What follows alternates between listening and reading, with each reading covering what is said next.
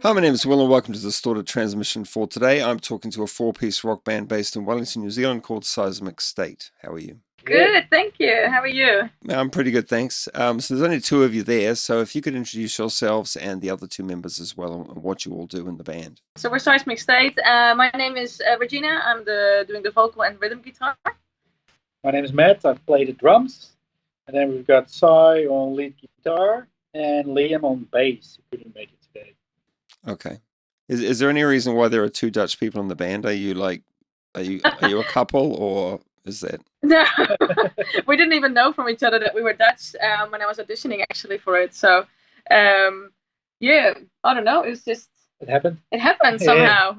So yeah, they make a lot of fun of us, really. And I initially didn't want to play with Regina because you can't trust a Dutchie. But it's okay. So working out.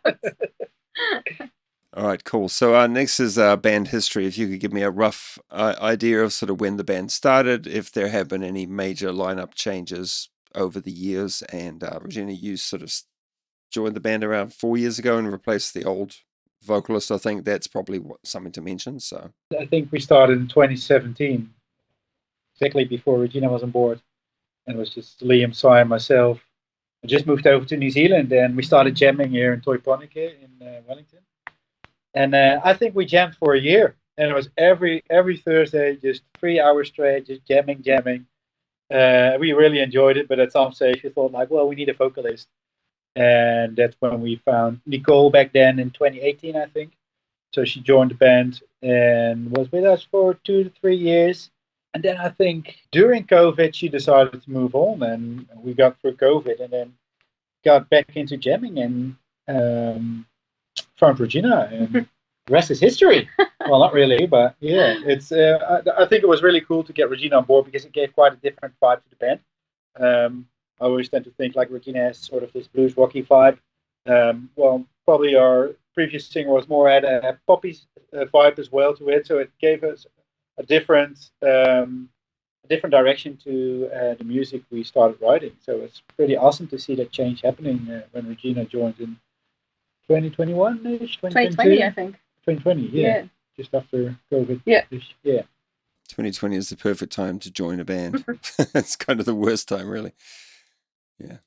All right, cool. So you've just released two tracks. One was called Two Homes. You released that in March, and you released another track called Blinded by the Sun in May. I don't know if that's singles of a larger body of work that's to come, or whether they're just standalone singles. So what's the deal behind those? Is that it, or is there like a larger body? It's, as every musician knows, there's a lot of effort and money going into producing a single. So at this stage, we're leaving it as two. We're playing a lot of gigs to promote it.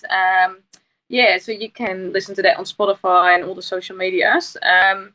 We would love to do more. We would love to record more. But I think realistically, we need to, save a bit more money again and just go through that whole process, choosing the right songs. But yeah, we're loving the recording and the whole process of it. It makes the songs better during the process of the recording as well. Yeah. So yeah, we'd definitely love to do more of it. We've got quite a couple of new songs lined up that are pretty cool for recording, I think.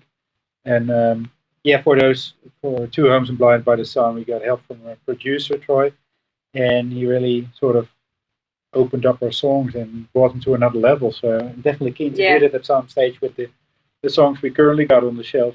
Is that Troy Kelly from the Armory? Yeah, correct. Yeah.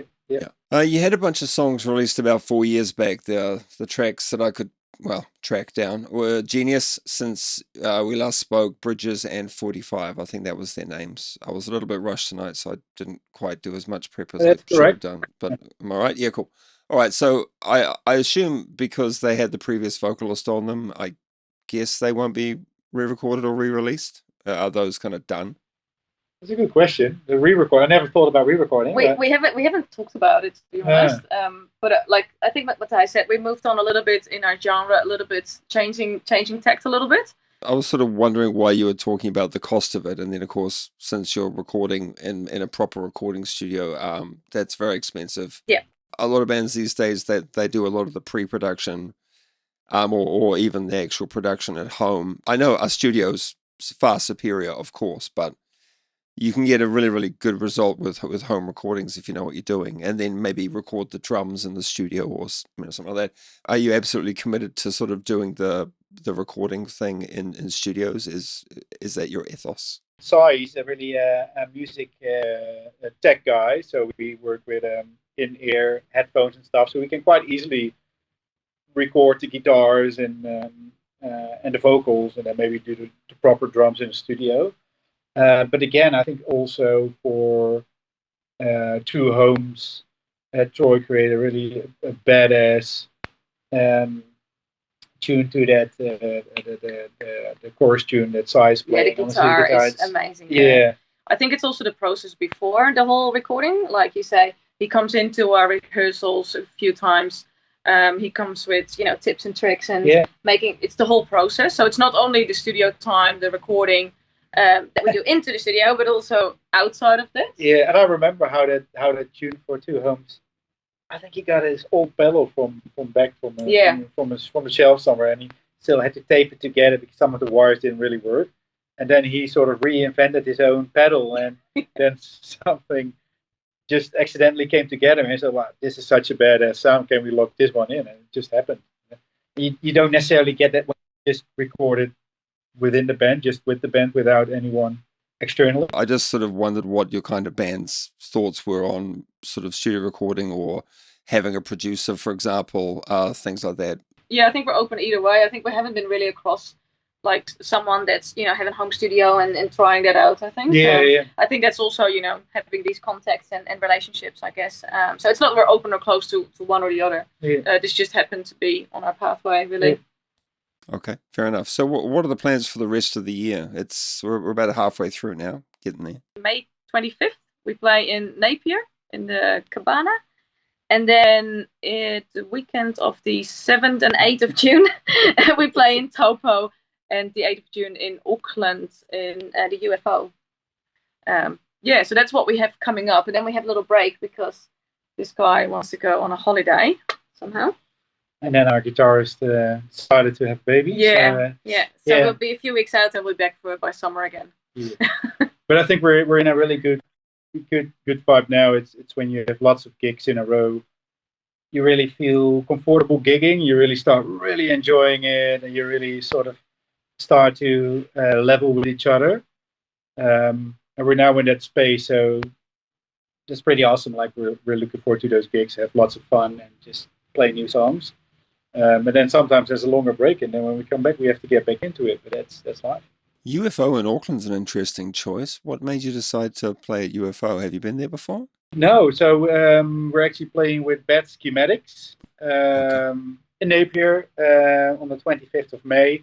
And they also play in Auckland, so they had an album release, and we're just supporting them. So both in Napier and Auckland. So that's pretty much how we got to UFO in Auckland. I have never been there before. So yeah, it's first time in Auckland for us. UFO is kind of a raw and very wild place. It doesn't really have a PA.